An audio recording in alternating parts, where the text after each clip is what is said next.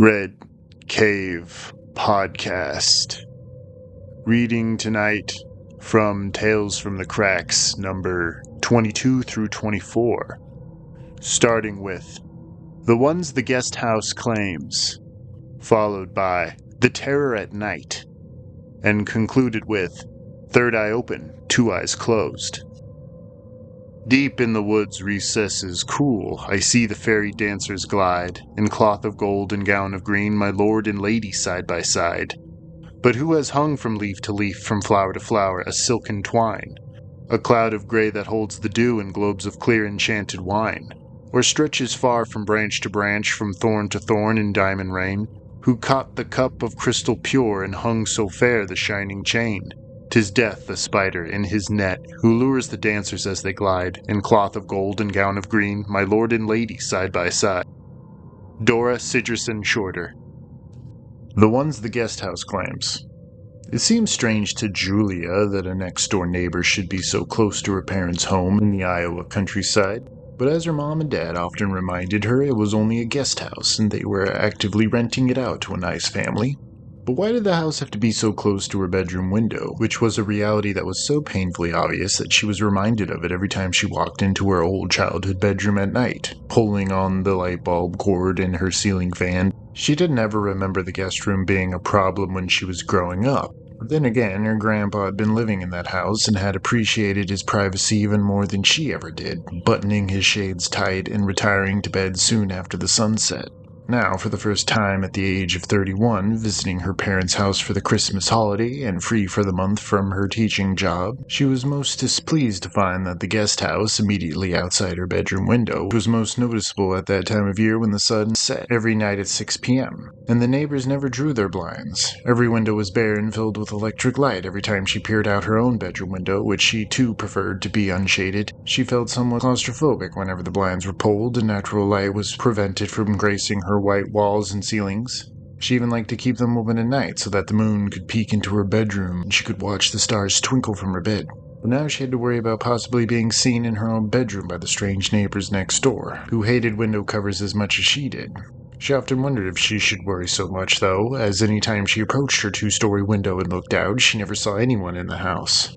It always remained an empty and unlived-in dollhouse. There was hardly even any considerable furniture to be seen. It was as if it was a show house meant to be left on display for potential buyers. But when Julia asked her parents, they said a young couple were leasing it out for the year. Were they on vacation then? No.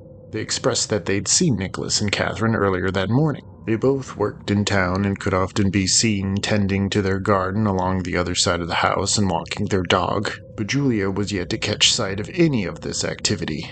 Night after night, she was left to glare across at that burning beacon of a glass house so naked and vulnerable to the night, and she had quickly adapted to navigating her bedroom in the dark, skulking around like her parents' barn cat, Teddy, and spying longingly out the window to catch any activity in the windows. But she never saw a single person striding into the kitchen to get something out of the refrigerator, or pull a single chair away from the boring and untouched glass kitchen table. She started to think that the sparse amount of furniture had been there when her grandpa called the place his home, almost 15 years ago. If there was a bed in the bedroom, she couldn't tell based on the angle, as she could only see the closed closet door opposite. However, she could see just about every other angle in the house through the several windows. The front door, the pantry, the living room, complete with her grandpa's stuffed chair and tube TV, and closed basement door. She stared through the sliding glass door the most, through the kitchen and to a piece of the parlor beyond. She thought that the parlor was the one corner of the house that she didn't have eyes on, and that this must be where the man and woman spent their nights. She had even spent hours on her knees in her pajamas long after her parents had already gone to bed, and with her chin on the windowsill in the blacked-out room, waiting for a shadow to slice across the wall, or a woman in slippers to exit the parlor and proceed up the stairs, which she also had a partial view of. How could no one in the house use the kitchen or the stairs or walk in and out of the basement in all the hours she had spent staring in?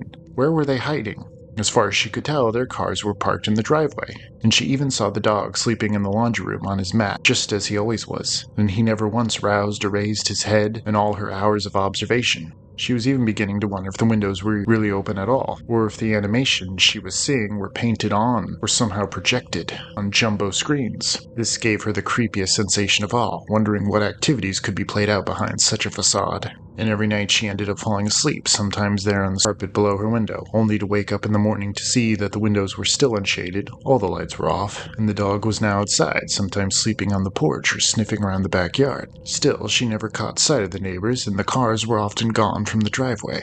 Once she even skipped out on a meal early so that she could run to her window and catch the neighbors as they proceeded to turn on every light in the house. But even so early in the evening, before the sun had even set, the lights were on, the dog was back in his place in the laundry room, and there wasn't a sign of her neighbors. They hadn't hung a single Christmas decoration. There was no tree in the window like her parents had done, and the fireplace was always cold and bare as the walls. On the winter solstice, she puffed briefly on a dog whistle that she had dug out of some of her father's things in the barn, dating back to his days when he was an active sheep herder. But the dog never even twitched an ear from his place on the laundry room mat. She even stuck her head out the window but could not disturb the golden retriever in the slightest. She watched as Teddy the cat even skulked past the sliding glass door, in eyesight of the laundry room, as if taunting the mutt. But no progress could be made to solve Julia's mystery. The only surefire option she could devise to her anxieties would be to walk over 20 yards or so onto the next property and knock on the door, but somehow she could not bring herself to do it. She needed to be able to see the other side of the front door through the sliding glass.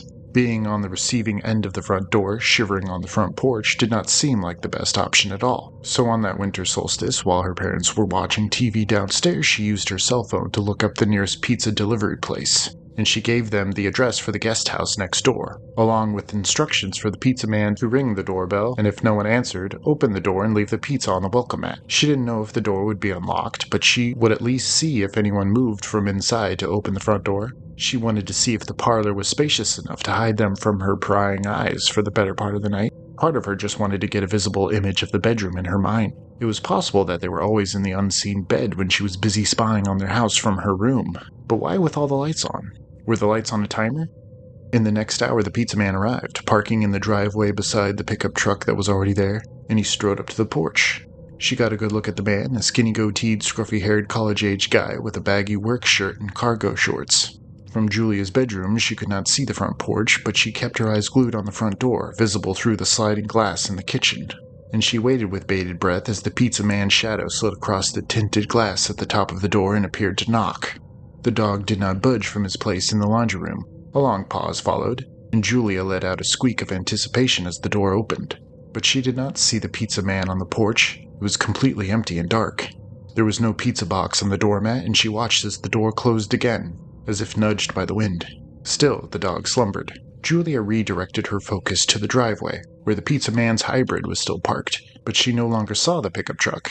How had the pickup started and backed out of the long dirt drive-in without her hearing it or seeing the headlight slice across the front of her parents' house? It was so perplexing that she had to sneak past the living room to slide out the back door and approach the guest house from the side. She wasn't afraid to wake the dog, even as her shadow was cast through the glass to spot the laundry room floor, and she paused in the driveway to inspect the pizza man's hybrid, which did not have any marking on it to advertise that it was owned by a pizza joint. She climbed to the top of the porch and inspected the door. There was no pizza box or any sign that someone had just stood there or opened the door. The porch looked inviting enough. The light was on, like every other in the house, and she revisited fond memories of sitting on the white wicker chairs there on the front porch with her grandpa, drinking tea and flicking playing cards into an open top hat for fun, and discussing his early childhood in the old countryside of Scotland.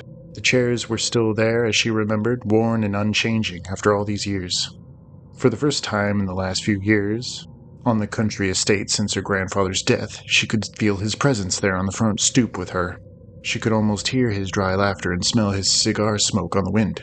"Grandpa?" she asked the night. But nothing answered her, of course, and she didn't know what she had even expected to happen. Even with that creeping wave of gooseflesh prickling her neck, she managed to knock on the door and wait, expecting a dog to bark, a stare to squeak, anything, but nothing happened. She tried the knob and it turned. She bounded backward, halfways across the porch, as she pushed open the door, giving herself just enough room to take off down the stairs in case the dog came charging out after her. But she was met with nothing but a screen of darkness on the other side of the door. She squinted her eyes and ventured closer, dubious with the fact that the lights had switched off. Finally, and a cold breeze, colder than what was circling around her parents' 7 acres, breathed on her face from the recesses of the house. And once her eyes adjusted, she saw that it wasn't exactly pitch black on the other side. A pool of moonlight had spotted a wild-growing hillock on the other side of the door, as if the house had completely collapsed in on itself and she was looking out at a field of ruins in the middle of the night. No longer her father's land at all, but something much more untouched by man and ancient, reminiscent of Scotland.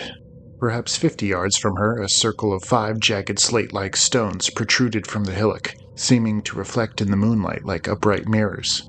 Teddy the cat skirted past her and up the stairs, disappearing through the doorway with his tail up and dancing as if to lure Julia into chasing after him. But she heard the horns and drums escalating somewhere in the distance, rolling with the hills, and she ran in the other direction, back to her parents' house, and she heard the front door slam behind her.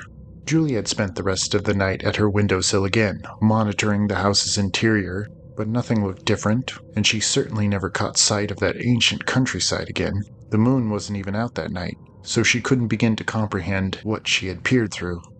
Somehow she fell asleep on her cold carpet again, and she awoke to the sounds of a dog barking in the early morning. She was quick to fill the length of her window as she looked down at the guest house's backyard, where Teddy the cat could be seen running past the extent of Rufus's leash, attached to a wooden post. He barked and thrashed as Teddy disappeared, and she heard a man's voice and whistle as the guest leaser finally made himself known. The dog instantly ran to his side as he pulled open the sliding glass door and called from the back porch. She gasped as she recognized the pizza man from the night before. There was no mistaking the goatee and skinny arms. He was even wearing the cargo shorts from yesterday. But the pizza uniform shirt had been replaced with an oversized polo. The man bent down to pat the dog on the head as he pulled on the leash to its full reach again. Julia ran downstairs and found her father on his own back porch, watering the flower bed with a hose. "Dad, who's that man?" Julia almost demanded, pointing across the way at the pizza man and his dog. Her dad humored her and scrutinized the distance with squinted eyes. He didn't have to look for long, as he was quick to return his attention to his chore, ready to ignore his daughter completely. "Todd, that's the young man who's leasing the guest house with his wife. Why?" "You're sure that's him? I thought his name was Nicholas." "Nicholas? No. Julie," he scoffed. "I'm sure. You think I don't recognize the man? Look in the junk drawer yourself. I made a copy of his driver's license when he signed the lease." "In the car? That hybrid in the driveway. Didn't he have a pickup truck just yesterday?" "Pickup?" her father interjected with a furrowed brow. "No, silly, I'd remember that. Go look at the license if you don't believe me." Julia did just that and found the black and white scanned copy from the printer, which depicted the same man she'd hired to deliver a pizza only 8 hours ago. He was perhaps a couple years younger in the photo, but this was certainly him. This was certainly Todd. She returned to the back porch just as her father was rolling up the hose, and she looked across the way as the man was waving his dog back inside, just about to venture back in himself and close the door behind him. They locked eyes across their respective backyards, and the man smiled before walking back into the dim shadows inside his kitchen, the door closing. Then her eyes happened to slide up the front of the house just in time to watch at least 3 adult figures step out of view from the glare of the upstairs bedroom, moving at the same time and as graceful as a free-floating shadow. She kept her eyes on the glass for some time, waiting to see if the figures would reappear, or if a cautious head would poke back into the frame to continue to spy on her from the shadows, to give her a taste of her own medicine. But she was left with the myriad of unanswered questions there on her parents' back porch, and she could not say that she felt her grandfather's presence, not anymore. She walked back inside and closed every curtain that she could find, counting down the days until Christmas in her head. The Terror at Night. For the 10th time that day, in a voice that shook somewhat, Martha Hosley read aloud the item in the Mayfield Weekly Gazette. The real estate firm of Seeley & Seeley today announced that it is placing on sale the old Hasley house. The house owned by Miss Martha Hasley is located directly opposite the courthouse. The New England wind tore through the ivy-hung eaves of the old house, so remote from the noise of the bustling city. The wind seemed to give a shriek of glee. Everything had gone wrong, but yet the wind was laughing at the house. Martha's blue-veined hands still held the paper, although her eyes did not see the print. She was musing over the incidents that had led to the selling of the old house. How had it all begun?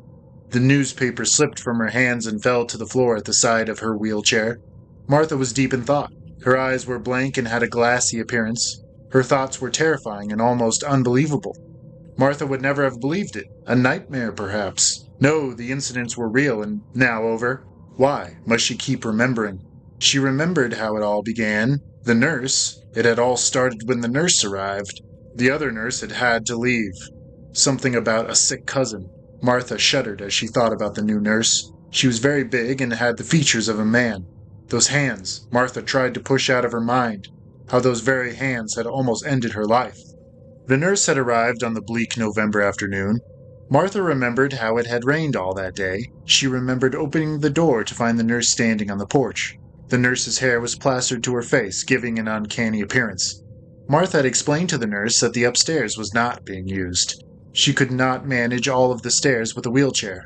There was an old elevator, but it was so creaky that it had not been used for years. There was no need, Martha had told the nurse, for her to go upstairs. All of the rooms were locked. Martha did not have many friends. There were seldom any visitors, and the telephone rarely rang. As soon as the nurse arrived, the phone rang constantly. The calls were always for the nurse. Martha had not thought much about the calls at first, but then she began to wonder. One day, Martha had picked up the extension and heard the nurse's voice on the other end. Martha started to put the phone down, but had a sudden urge to listen. It was a man's voice on the other end.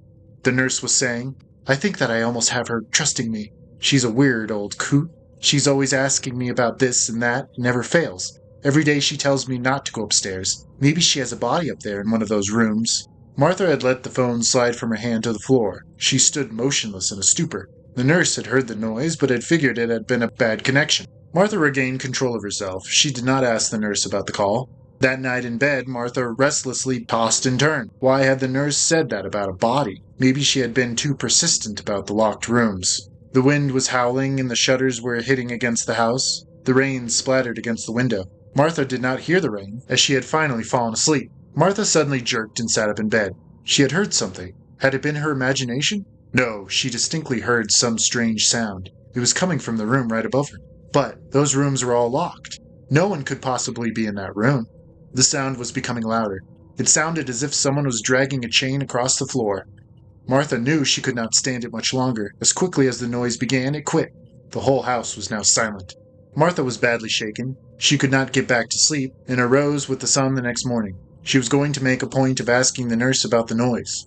The nurse replied that she had slept very well and nothing had disturbed her. Was the nurse lying? But why would she lie? That night, and every night for a week, Martha was awakened. The sounds varied from night to night. She heard a piano playing very loudly. She heard footsteps and voices. Every night the sound came from the room above. Every night Martha became more terrified. How much longer would she be tormented? The seventh night she awoke to see a shadow on the wall. It was a man's shadow. Martha was horrified. She wanted to scream, but all she could do was stare. The shadow disappeared. Martha's door had been locked from the inside. The next night the shadow appeared again, but this time it spoke. "Martha, Martha, don't be afraid. You thought that you were rid of me forever. Ha!" The shadow gave another haunting laugh and disappeared. Martha sat in a daze. She fell back in a faint. When she regained consciousness, the nurse was standing over her. Had Martha imagined it, or was there a slight grin on the nurse's face? That day Martha sat and stared into space. Terence was back. Was she becoming insane? How could Terence be back? He was dead. Dead! The next night, Martha heard a tapping at her wall. It seemed to be coming from behind the wall. Then the shadow appeared, only this time it was wearing a rope around its neck. It let out a terrifying shriek, clutched its throat and disappeared. Martha could not stand it another night. The next morning she tapped against the walls. She was listening for a hollow sound. Maybe there was a hidden panel. She found nothing. "If only I could get upstairs, I'd find out where those noises are coming from," Martha said out loud. The elevator, she thought. It was her only chance. She wheeled to the elevator. Would the ropes hold her weight? She would soon find out. She pushed the lever and slowly ascended. She could hear the chains grinding. The creaks were nerve-straining. She reached the second floor and pushed the lever to open the door. It was jammed. How much longer would the chains hold out? Martha pulled and the door slowly opened. She wheeled out. Her heart was pounding heavily. The excitement was too much for her. Suddenly there was a horrifying clatter. She turned herself around to see the ropes give way. The elevator was gone. As it hit the ground, it shook the entire house. Windows rattled and shutters banged, while Martha sat trembling. The only important thing was now to reach the room. She turned the knob. It was unlocked. The door creaked open. A musty odor met Martha. Yes, there definitely had been someone there. She could see slight imprints on the carpet. Martha had a feeling creeping over her, as if there was someone else in the room. She wheeled around to see the nurse in the doorway. The nurse moved into the room and made a lunge for Martha. Martha wheeled forward with all her strength. The nurse fell and Martha wheeled out of the room. She saw Martha near the stairs. and the nurse made another lunge. The nurse, standing in front of Martha, had her hands around Martha's throat. Martha gave one last try. She pushed with all her might. It caught the nurse off guard. The nurse tried to regain her balance. Martha gave another shove, and the nurse crashed through the banister. Martha heard the scream as she fell. Martha sat motionless. Tears began flowing down her cheeks. She could now cry. The cry that was so long ago needed. She knew she would have to call the police. She must hurry. The man might return at any time. She found a phone in the hall. Now, all she had to do was wait. What would the man do to her if he returned? The one working with the nurse. She heard the door open and could hear footsteps coming up the stairs. "Oh, please let it be the police," Martha prayed. The first thing she saw was the gold badge. One policeman had a man handcuffed in front of him. The man confessed to everything. The nurse had discovered the body hanging in the room upstairs. It was the man who decided to drive Martha insane. They had found the secret panels, which had greatly aided their plan. The man was a distant cousin and hoped to gain money from Martha's death. They had planned that very night to kill her. The police wanted to know about the body. Martha told the police that Terence was her brother. Martha's father had tormented him so that he had driven her brother to suicide. Martha and her father had said nothing, so that there would be no scandal. Her father had died soon after. Martha had made sure all the rooms were locked and had said that her brother had left. It was all out in the open now. There would be scandal, but at the moment, Martha did not care. Third eye open, two eyes closed. The Soul Tower stood in the center of Arts Park, casting a shadow along the park's cement walkway. Farther along the path was the park's picnic area where people enjoyed their lunches with a beautiful view of the Crimson Lake. Even farther along the way was the playground area, where people playing frisbee or walking their dogs were always to be found.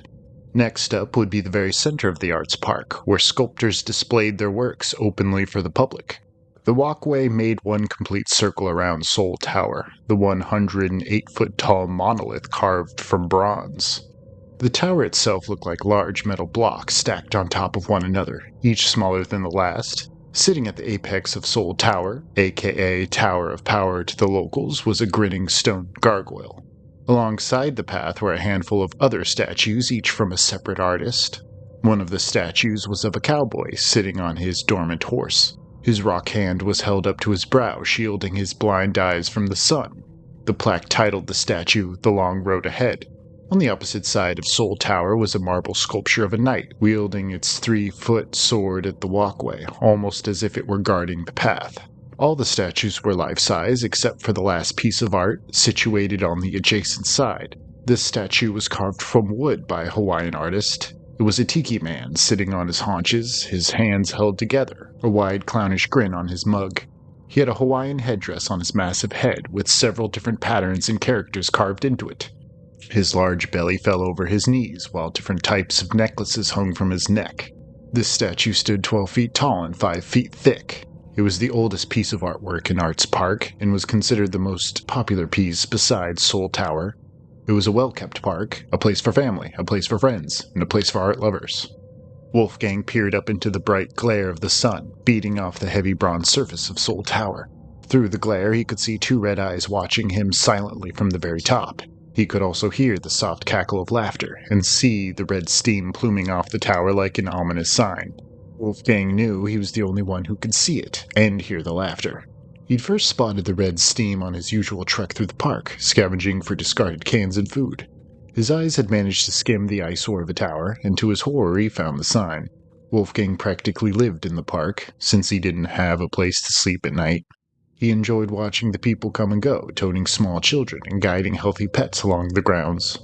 The air almost seemed fresher there, like a bubble was set over the grounds to protect it from the outside poisons. Arts Park became a refuge for him to clear his mind and forget all the festering troubles apparent in his lost life. He'd made sure to spend at least an hour there a day, in hopes of again rekindling that happiness he had long forgotten he had. The park was the very last place he ever thought he'd see the sign. Something terrible was about to happen. He knew the steam was fresh because it hadn't been there the day before, and he was cursed with the knowledge of what it meant. Wolfgang stroked his thick beard nervously as he locked eyes with the thing on top of the tower. He had salt and pepper shoulder-length hair, stringy and greasy from his lack of showering. That day he wore a tattered blazer over a stained tank top and kneeless jeans. He had recently been laid off and didn't have much he could call his own. All he had was Arts Park, but now it was different. Now Arts Park was the last place he wanted to be. Wolfgang had always thought his powers to be gone, but now the red steam proved he was mistaken. They were back, meaning someone was about to die. He had seen it happen once before, but he wasn't going to let it happen again. By God, he was going to do something about it. Yet, that scared him most of all. He waited patiently at the base of the tower, his eyes shut tight. He inhaled heavily and opened his other eye. He recoiled backward as the eye split open, revolving like a mad spinning ball. Wolfgang strained to regain it, trying to recover from the terrific pain in his head. "It's been a while since I last opened it," he thought. "It's been a while since I've even been able to." He took another steady breath and let his third eye focus on the red mist above his head. He was forced to remember how seeing through his eye was like looking through a fishbowl. At the top of the tower he saw something stir inside the mist, and knew it to be the gargoyle. Two red, piercing eyes bore down on him, a long forked tongue flitting through the scarlet steam. Wolfgang ignored it and got back down to business. Using the third eye inside his mind, he was able to feed off the red mist emitting off the gargoyle. Then an image of a woman shot into his mind like a clicking slide. The woman was sitting at a long table, candles flickering around her, and her eyes were closed. She called out to someone. Something in the room. A dark shadow figure started to grow out of the corner behind her, gaining height along the wall. Then she was sitting at another table, staring hatefully at a man across the room from her. The judge spoke wordlessly. "They're fighting over the right to a house," Wolfgang thought. "A divorce." That was it, a divorce between the man and woman. They were in court, and just like all divorces, they were fighting over the right to certain possessions, and in some cases children. But in that particular case, Wolfgang sensed it was all about the house they had once shared. Then the image of the courtroom was gone in a flash. Replacing it was the man from court, sitting at a bar next to another man, someone Wolfgang recognized from the jacket of a novel he'd read, Dark Horse. He didn't even need his eye to tell him that this man was Ted Collins, world-renowned author of the Knight Rider books. These novels involved the mystical horseman Dark Horse, and his quest to defeat the evil sorcerer Boone, who threatened the future Earth. Wolfgang had read the books and was pleased to find out that Ted would soon be publishing the last installment of the series. But how was he involved? Suddenly the bar was gone. There was only black before another image surfaced. Wolfgang gasped as the woman from the courtroom was falling downwards, a noose around her neck. He saw the snap of the rope, and Wolfgang watched her eyes bulge, her pink tongue protruding from her pursed lips. Wolfgang snapped open his eyes, cutting off the contact established within his mind. He looked up into the red fog, searching for his new enemy. The gargoyle was hidden at the moment, but Wolfgang knew he'd see it again. He knew what he had to do. He had to find Ted Collins. Ted leaned back in his seat, tapping his fingers absently across his desk. He couldn't help but smile. He was finally near the end. He was close to the final chapter in his Knight Rider series. It was going to be a hit, and it had been long awaited. Yet Ted was stuck on one final question. How was it going to end? When Dark Horse came face to face with his nemesis Boone, who would prevail? He had put the last book of his series off for as long as he could, in the realization that there wasn't a suitable ending. But after being hounded for the longest time by his editors, he announced he would finally finish the saga. Now Ted was at the point he had always feared. He was at the last chapter. Dark Horse was about to battle Boone, and he had no clue where to go from there. The smile on his face was gone in a flash. His mind hadn't even been on the Knight Rider books for the past year. He'd let his third and final novel, titled Boone, slip out of his thoughts, and for good reason. Ted closed his eyes, suppressing tears through his thick palms. No. I don't want to go back, Ted thought fearfully. It was too late. His mind was already delving into the deepest pit of his subconscious. He had only been going to the market that day, 1 year ago. It was just a trip to get a fresh stock of milk from his apartment. He was always a decent driver, hands at 10 and 2, and his foot just hovering over the brake pedal. But that day a single street merchant, playing the fiddle to a circle of spectators, was enough to avert his eyes from the road. For that lone 2 seconds his attention was elsewhere. A man in his late 30s had stepped into the crosswalk. Ted and the man had locked eyes at the same instant, but he couldn't bring himself to hit the brakes fast enough, and the pedestrian wasn't able to step away. Ted remembered shutting his eyes, his teeth clamping over his lower lip. He remembered the dull smack. The man was flipping over his hood, his head connecting with the windshield. The pedestrian then continued up the roof of Ted's car, joining with the pavement inches from where the fiddle player watched, stunned. Ted's license was revoked and his car impounded. The victim's son refused to press charges, but Ted couldn't help but wonder what the victim would have said about the matter, if he could talk. Ted was told he would have served prison time if the victim, George Bassa, had died, but he still expected to be sued by George's only family, his remaining son, or at least spend more time in a holding cell. He often wondered if he avoided punishment because he was a famous author, receiving special treatment once again. That didn't mean his career wasn't affected. The incident was splattered across every front-page news story, scaring most of his true fans away. Ted went to court, paid his fines, and admitted his folly. He visited George twice a month at an apartment he had provided for him to live with his son. He also helped pay for the groceries and medicine George would need. Ted knew that his insistence to pay for George's apartment was purely out of guilt, but he couldn't help it. George could no longer work. He was now catatonic and spent most of his life in a wheelchair or in a bed. He couldn't speak, move, or even give any indication of his consciousness, besides blinking his eyes, the cold, blank eyes that haunted Ted's dreams. The piercing ring of his office phone caused Ted to shoot up from his daydream. He answered the phone to find his friend Cody Shan on the other side. He bore good news, which put Ted's troubled mind at temporary ease. Cody's divorce settlement was now over, not because of the court's decision like Ted at first thought, but because his ex-wife had taken her own life at her parents' house. Wolfgang used his third eye, via most of his strength, to find Ted's location on Burberry Street, right there in Redstone, Colorado. He stepped up onto Ted Collins' porch, placing his hand on the front door. He felt that helped him to sense what was beyond it. He took in another shaky breath, opening his third eye, which burned like a fiery ember. He concentrated his eye on the door. Seeing beyond it, there he found Ted sitting at a desk, talking on a cordless phone.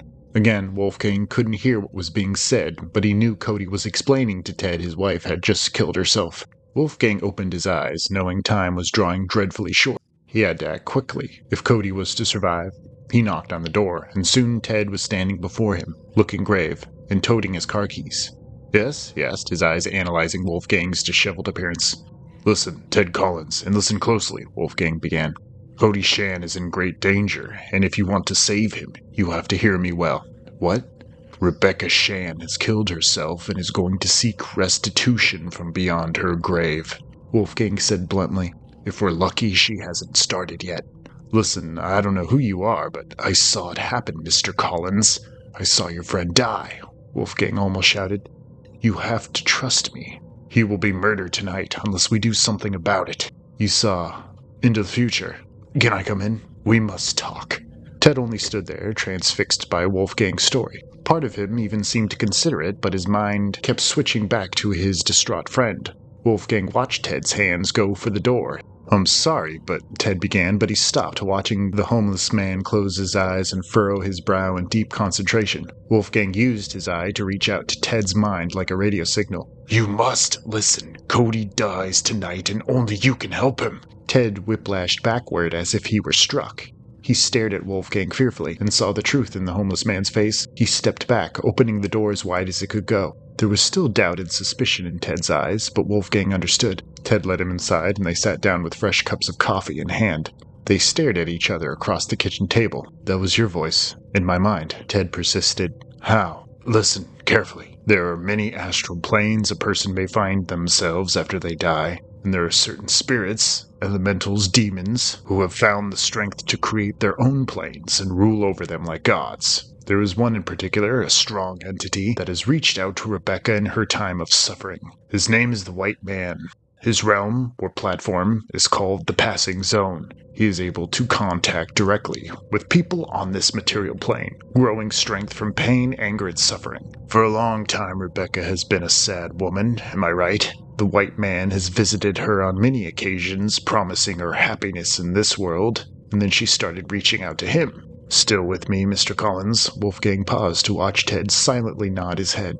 "She has made a deal with the White Man to destroy Cody. He will send out his associates, also known as the Aquas, to this Earth, and they will find your friend. They can make his death look as simple as a heart attack." "What can I say to that, Mr. "Call me Wolfgang." "Fine. This is ridiculous, Mr. Wolfgang," Ted snapped. "Do you take me as a fool? What you're suggesting is an afterlife hitman, am I right?" Wolfgang sighed, nodding his shaky head. "You heard me speak inside your mind, and still you doubt me." "Absolutely ridiculous," Ted concluded, gulping up the rest of his coffee. "Will you at least let me finish?" "No, I must be—" Ted had begun to get up from his seat, but Wolfgang shut his two eyes and opened his third again. He reached out to Ted a second time, thrusting an invisible hand at his chest. Ted was sent backward into his seat, arms thrown up into the air, his face stony, eyes bulging. "Let me finish," Wolfgang said carefully. Ted nodded, hands still frozen above his head. "You can give the white man the name of anyone that has done you wrong on the earth, either someone who has murdered you or stiffed you out of something, or what have you. There are limitless explanations for the white man's business." "Business?" Ted offered. "Yes, and once you go into business with the white man, he promises you eternal paradise. But Rebecca's soul will be forever damned to live with him. So, really, you're condemning your own soul in the name of revenge. But that's enough for some people, and this is what Rebecca has done. She's inflicting her vengeance on her ex-husband. I've seen her speaking with the white man himself." "How? How could you know all this?" Ted asked, but realization crept over his face. "It's how you spoke to me in my head, and how you pushed me, isn't it?" Wolfgang nodded. "I have a rare ability, Mr. Collins. I like to think of it as a third eye. I'm able to see things others can't. I can see things before they happen and see into people. With the eye, I was able to learn all about Cody's divorce, the white man and the Aquas, and even see them for myself. I also used it to find where you live, Ted. It's like an all-purpose guidebook," Ted chimed in. "So, if I were to believe you, Mr. Wolfgang, how could we stop it?" Ted said. "Well, the deal with the white man is already in progress. The Aquas should be after your friend tonight. Invisible, with only one mission. The only way to stop it now is you have to visit the passing zone and trade one soul for Cody's," Wolfgang replied darkly. "Trade a soul?" Ted blurted, clutching his coffee mug tightly. "What do you mean, trade a soul?" "You will use me, Ted, don't worry," Wolfgang said, patting Ted's flexing hand. "By now the white man knows I'm interfering with his business, so he may try to kill me. You'll use me to save Cody before he can." "I can't. I won't," Ted stammered. "You will. Now listen, in Arts Park there is a gargoyle statue that is giving off a red mist. That is a sign of where the Aqua will rise. The same Aqua that will murder Cody. You see, Arts Park is above some kind of portal to the passing zone, and the Aquas can only rise from the ground never seen. In other words, the ground a statue stands upon." "A statue?" It almost sounds like, "The statues are alive in Arts Park. When the time comes, the gargoyle on top of Soul Tower will step aside, so the Aqua can emerge to find your friend," Wolfgang concluded. "Oh my god. With my third eye, I can often see the statues move, breathe, and talk. I can see the red mist, and even tap into it to find out who the Aqua is after," Wolfgang said. Before Ted could reply, he began again. "Yes, when people look at the pieces in Arts Park, they'd be surprised to know they're being observed as well." "Only with this third eye can you see them move?" Wolfgang nodded. "How do I get to the passing zone?" Ted asked, but he thought he already knew the answer. "When the gargoyle steps aside and the Aqua emerges, you will pass through the ground unseen to the passing zone. The only way to do that is to open your third eye," Wolfgang finished, licking his mug clean. "How?" Wolfgang reached across the table and laid his gruff hands on Ted's cheeks. Ted looked solemnly back at the homeless man. Wolfgang closed his eyes once more. "Close your mind. Close it now," Wolfgang said inside Ted's head. Ted watched amazed as Wolfgang's forehead split apart, revealing one glorious golden eye that shone with harsh intensity. Ted wanted to narrow his own eyes through the terrific brightness, but found he could not. He stared into the beautiful eye, getting lost in it, falling away from reality. All he remembered was the gold eye blinking once and then black.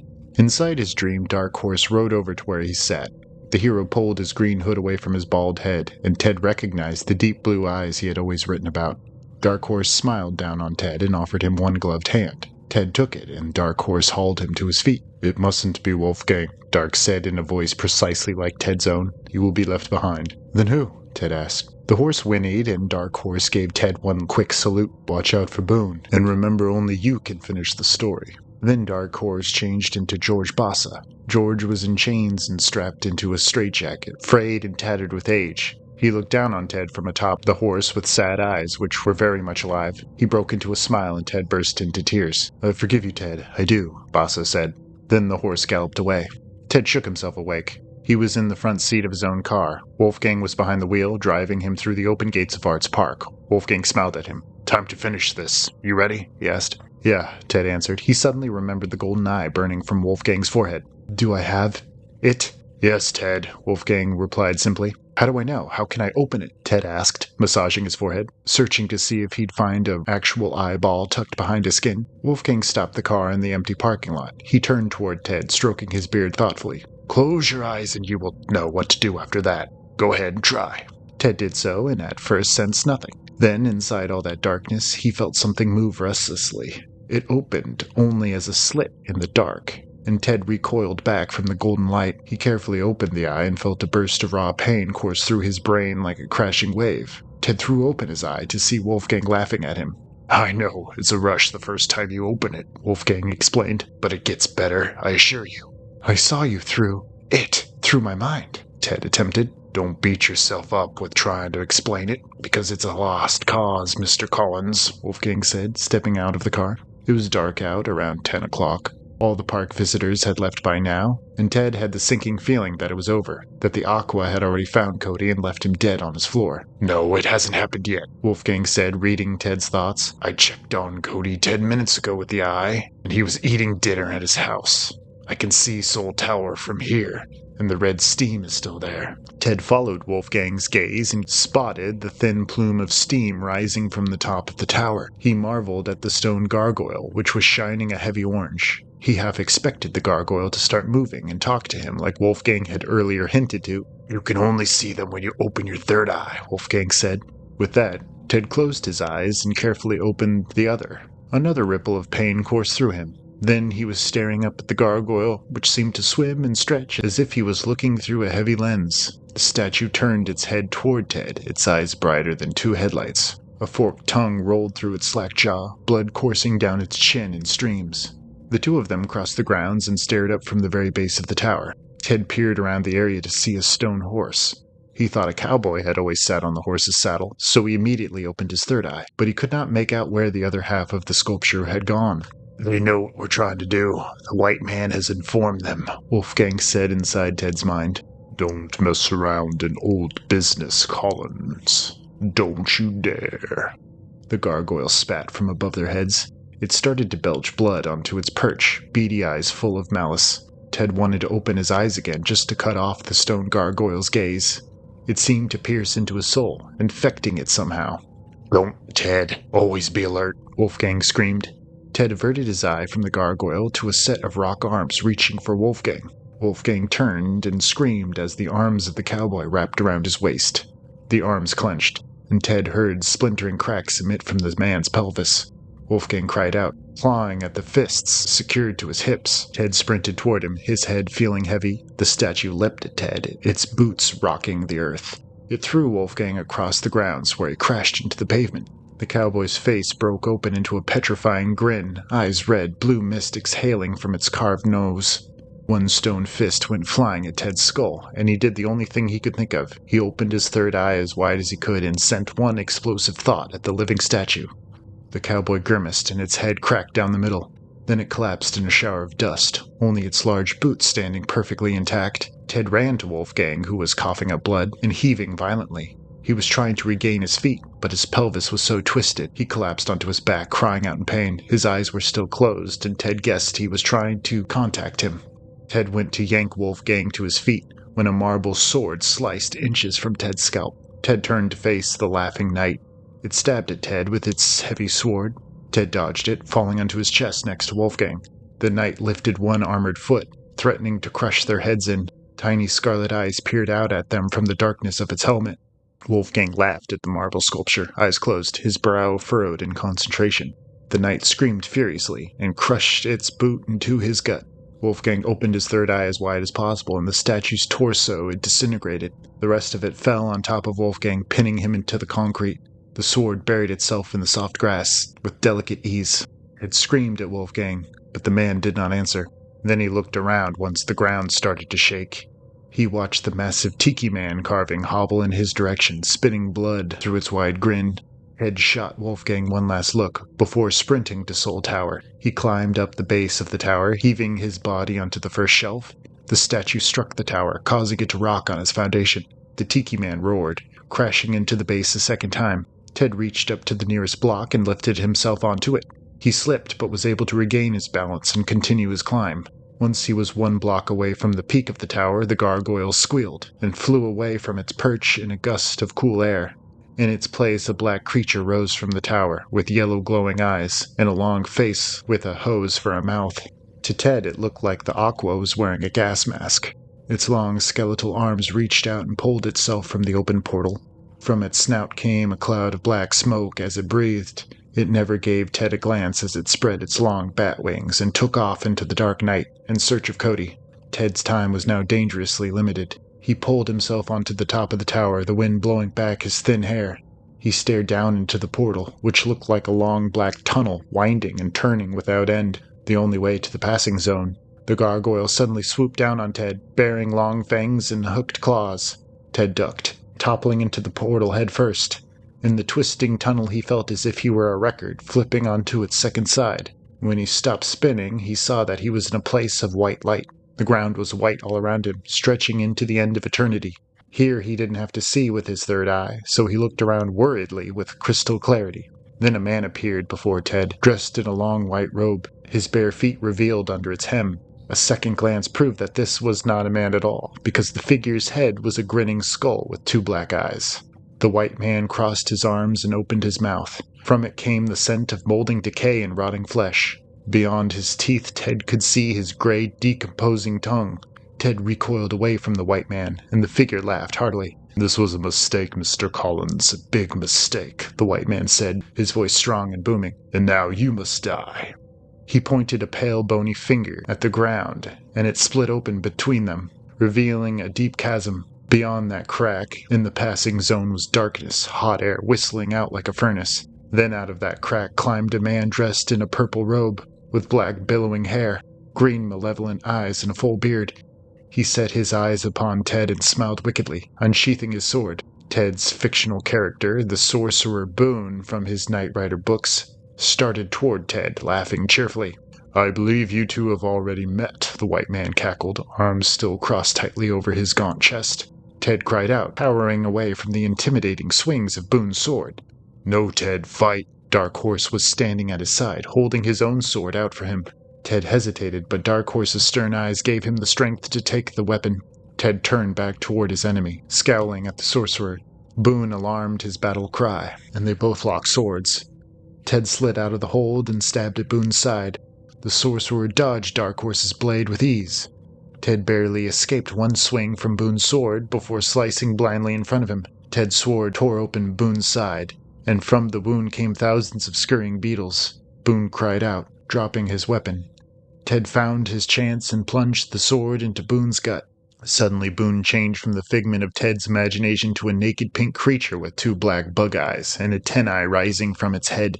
Its mouth consisted of long, jagged pincers, covered in black slime. The monster toppled backward into the crack in the passing zone, which too blinked out of existence, but the white man stood still, frowning tiredly. "Why fight? Your friend is already dead," the white man announced. Ted closed his eyelids and used his third eye to reach out to Cody. He was given an image of his friend settling down in his living room chair, but the aqua was dangerously close. "Liar!" Ted screamed, brandishing the sword at the white man. "I came to exchange Cody's life for another." "Who? The bum is dead," the white man spat. "Who then, you?" "No, not me," Ted said with a sigh. "I may deserve it, but someone deserves it more than me." Then Ted sent a mental image to the white man, who must have received it, judging by his glower of hate. The world's oldest hitman nodded angrily, uncrossing his arms. "So be it, Collins, as long as I get something out of this," the white man replied. And just like that, he was gone, no doubt to inform the Aqua of the change in plans. Ted turned to thank his friend Dark Horse, but found he was also gone. Then the white man was back, standing next to a door floating in free space. Ted was given an image of the Aqua, passing through the door to George Bass's apartment. It floated into George's bedroom where he lay dormant, mouth open and blank eyes staring up at the ceiling. Then the Aqua placed its claw on George's forehead, and Ted saw his eyes close peacefully. Ted looked up at the door to see George standing beside it, in his pajamas, and blinking in confused flickers. His eyes fell upon Ted, and he smiled, tears trickling down his cheeks. He strode over to Ted and placed his hand on his shoulder. Ted watched him happily, tears in his own eyes. "Thank you, Ted. I hope your ending is as good as this," George said. George gave Ted one last smile. Before walking back toward the door, he took the knob and swung it open. He laughed at what he saw beyond it, and stepped inside. The door swung shut behind him. The white man floated closer to Ted, pointing an accusing finger at his face. "You messed an old business, Collins. My business. And I will close that eye of yours for good," he roared. The white man lifted one skeletal hand and slapped it across Ted's forehead. Again, Ted fell back, through time and space, black. Ted woke up to a cell phone call. He raised his head, dazed. It was still dark out, and he was lying in the grass of Arts Park, just below Soul Tower. The Tiki Man and Gargoyle were back in place, but not the cowboy or knight. All that was left of the cowboy was his horse and his empty boots, and the knight was nothing more than a collection of broken blocks. Ted could still see Wolfgang's legs and arms sticking awkwardly out of the rubble, hands open and feet together. Ted answered his phone mechanically, eyes welling up with tears. "Where were you last night?" Cody asked. "I got tied up in work. I'm finishing the book," Ted answered. His sorrow was quickly replaced with the relief of hearing his friend's voice again. "In that case, finish it quick so I can have first crack at reading it," Cody said with a hint of excitement. "Wouldn't have it any other way." Ted was only a few sentences away from the end of his story, but still wasn't sure how he was going to finalize it. So far, Boone and Dark Horse were locked in battle, both evenly matched. He suddenly remembered how George had laughed when he had opened the door. What had he seen on the other side? Ted shook his head. It wasn't for him to know yet. When it was finally his time, he'd probably laugh like George. Ted closed his eyes, searching deep inside himself for his third eye, but knew it was gone. That was just as well for Ted. He looked back to the screen of his computer, awaiting its finishing touch. Ted still didn't know how to conclude it, but maybe that was best. He smiled, starting to type. Both swords came together in a final clatter and a spark of light, and both gave way to the other. Dark Horse knew the truth of his swing. Boone knew the same. Although both bodies had crumpled to the earth, only one knew which way the coin had landed and what fate would greet the heavens with a smile. Tune in next time for Tales from the Cracks numbers 25 through 27, starting with Sunborn Black, followed by Bloody Mary, I Have Your Child, and concluded with Dreams of the Destroyer. Until then, guard your soul.